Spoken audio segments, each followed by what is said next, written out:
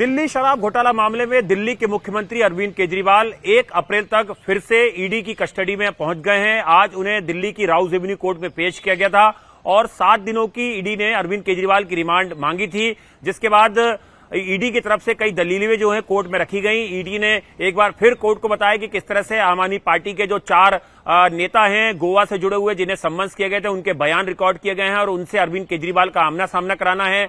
अरविंद केजरीवाल का एक mobile phone है जिसका पासवर्ड वो नहीं बता रहे हैं, उसका पासवर्ड उन्हें हासिल करना है। इसके अलावा आप इलेक्शन में जो एक तरीके से चंदे का पैसा था वो एक तरीके से हवाला के जरिए आया था, वो ब्लैक मनी थी और कहीं ना कहीं 100 करोड़ रुपए की घूस वाली बात भी जो है वो आज ईडी ने कोर्ट में बोली है। लेकिन ईडी का जो रिमांड नोट है हम उससे आपको बताते हैं कि आखिर क्या बड़ी चीजें जो है आज कोर्ट में ईडी ने रखी। ईडी ने अपने रिमांड नोट में कहा है कि जब अरविंद केजरीवाल को गिरफ्तार किया गया था और जब उनकी 7 दिन की रिमांड ईडी ने ली थी तो उसमें 5 दिनों तक अरविंद केजरीवाल के बयान दर्ज किए गए हैं।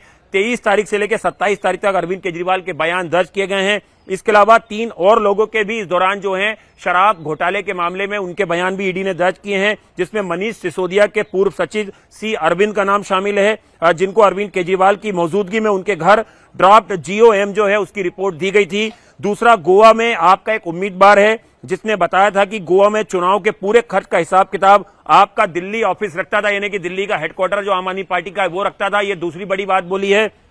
इसके अलावा यह कहा गया है कि 21 मार्च को अरविंद केजरीवाल की अरेस्टिंग के दौरान उनकी पत्नी का एक मोबाइल फोन जो है उसे ईडी ने जब्त किया है और जिसका डेटा की जो जांच है वो लगातार जारी है। केजरीवाल की 4 डिजिटल डिवाइस जो हैं वो ईडी को मिली हैं, जिनके पासवर्ड जो है वो अरविंद केजरीवाल नहीं बता रहे हैं। उनका कहना है कि वो अपने वकीलों से पूछ के बताएंगे। इसके अलावा अरविंद केजरीवाल से उनकी ITR चल अचल संपत्ति के बारे में ब्यौरा मांगा गया। उनके CM ऑफिस का विजिटर रजिस्टर मांगा गया जो वो मुहैया नहीं करा पाया। अरविंद केजरीवाल ने कहा कि इस तरह का कोई विजिटर रजिस्टर मेंटेन ही नहीं होता है। इसके अलावा CM से मिलने ऑनलाइन पोर्टल है और रजिस्ट्रेशन है, उसकी जानकारी का भी ईडी ने जो है वो ब्यौरा मांगा। पंजाब के कुछ आबकारी अधिकारियों को भी पूछताछ के लिए बुलाया गया था जो दिल्ली के शराब कारोबारियों पर घूस नहीं देने के दबाव डालने में कोशिश कर रहे थे। ये भी बड़ी बात बोली है पंजाब से जुड़ी हुई। और इसके अलावा रिश्वत नहीं देने पर ऐसे कारोबारियों की फैक्ट्री बंद हो गई थी या उन्हें अपना माल पंजाब में सप्लाई नहीं करने दिया जा रहा था, ये बात भी जो है ईडी ने अपने रिमांड नोट में बोली है।